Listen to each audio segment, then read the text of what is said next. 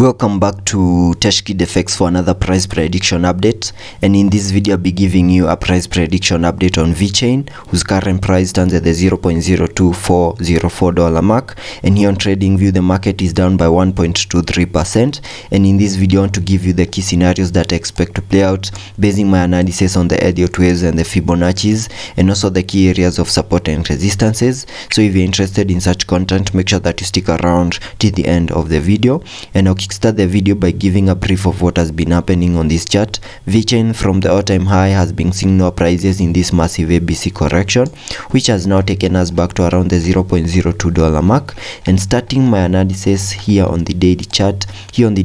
can see we had been trading within this channel. We managed to break out of that channel to the upside, also managed to break above key areas of resistances, and at the key area of resistance at around the $0.03362 mark we got rejected, and we are seeing a massive pullback to the lower side. Jumping to the 4-hour chart for further analysis, here on the 4-hour chart, after making our low at around the $0.02 mark, we saw a very nice bounce to the upside in a movement where in my previous videos I was terming as an Elliot wave structure, having this as the first wave to the upside, then a wave 2, a wave 3, then I expected a retracement over here in the formation of a wave 4, then continue pushing high in the formation of a wave 5 to complete a higher Elliot wave count 1, but that movement got invalidated the moment our wave 4 retraced into the high of that first wave. And having done so, I had to remove the Elliot wave structure from my charts and view this movement to the upside as something else. And the only way we can view this movement to the upside as is just a massive ABC corrective movement that was correcting that impulsive movement that gave us a low at around the $0.02 mark. So whatever we have over here is just a massive ABC corrective movement, and after making the high for that ABC corrective movement, whatever we expect on the other side is the formation of a 5-wave structure, and that would mean maybe we are just about to make new lows here on the Vechain chart. That is a possible scenario here on the Vechain chart. And if I get a little bit into the formation of this fractal wave that we are seeing on this other side, we have a wave 1, wave 2, a wave 3, a wave 4, and then completed the formation of a higher Elliot wave count 1 through the formation of a wave 5 down there. And if I get a little bit into the details over here, after making the high for that second wave, we saw a very nice retracement to the lower side in the formation of a third wave. And using a trend based Fibonacci, we can get to see whether it has done the minimum that we expect a wave 3 to the lower side to do by going to the Fib level 1.618, and you can see we retraced into that target area at around the $0.026 mark and made a new low for that third wave at around the $0.025 mark. So the Fibonacci's were well respected over there. Then we saw a very nice bounce in the formation of a wave 4, then continued pushing lower in the formation of a wave 5, and having completed the formation of a higher Elliot wave count 1 over here, whatever we expect is the formation of a wave 2 over here. And because a wave 2 is a retracement of the first wave, using the Fibonacci's, connecting them from the high of the wave 1 to the low of the wave 1, we can get a minimum target area for that second wave to the upside between the Fib level 0.618 and the Fib level 0.382,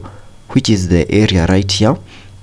So we can expect a bit of a pump over here to get us into this yellow target area for that wave 2. But in that movement over here, we got rejected at the key area of resistance at around the $0.026 mark. That key area of resistance gave us resistance, and we are seeing a bit of a pullback over here. And we are also facing another key area of resistance at around the $0.02435 mark. So in case we manage to break above that key area of resistance, have a retest and continue pushing higher, and also manage to break above that key area of resistance once more and get us into this yellow target area, then we can say we have seen the formation of a wave 2. Then we can expect a massive pullback to the lower side in the formation of a wave 3. And because a wave 2 is a corrective wave, we also expect to see a corrective movement over here, and we can have this as the wave A. Then this might be what is forming a wave B, and in case we manage to break above that key area of resistance and continue pushing higher to get us back into this yellow target area, then we can say we have seen the formation of a corrective ABC corrective movement, and that will have completed the formation of a wave 2. then expect a massive pullback to the lower side in the formation of a wave 3, and in case that happens, then that will be completing the formation of an inverse head and shoulders pattern over here, having this as the left shoulder. Then we have seen the head right here, then we have seen the formation of a neckline down here, and the formation of a wave 2 over here. This is what is completing the right shoulder of that head and shoulders pattern. Then we can expect a breakout out of that head and shoulders pattern in the formation of a third wave over here, and it's possible that maybe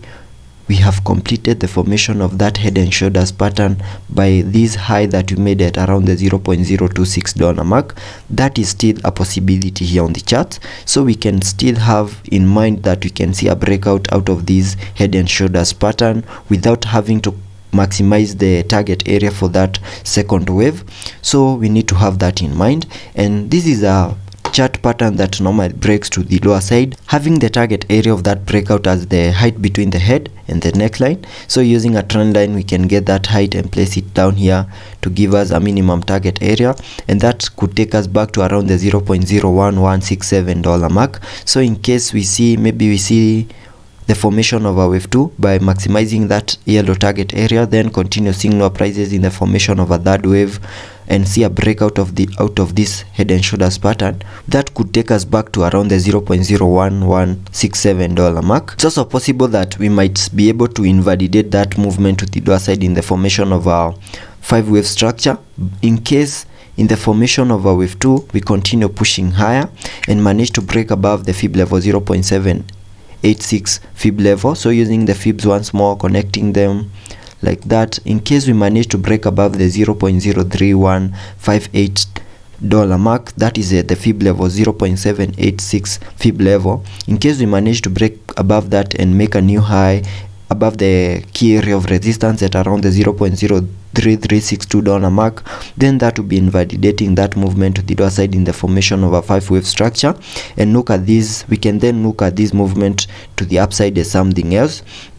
But for that to play out, we also expect to see an increase in volume here on the Vechain chart, and also the whole crypto market should be on an uptrend. But for now, since we are in a bear market, that movement to the lower side in the formation of a 5-wave structure over here is the most likely possible scenario. And going back to the 4-hour chart so that we can also take a look at the indicators here on the RSI. On the RSI, we are trading at around the 52 mark, and that means we have massive room for us to support any movement to the upside in the formation of a wave 2. Also taking a look at the MACD, here on the MACD we have also printed a bullish cross, and that would mean higher prices could be coming our way, and it's possible that we might get us back to the target area for that second wave. So let's be patient and see how that plays out, and I'll keep you updated.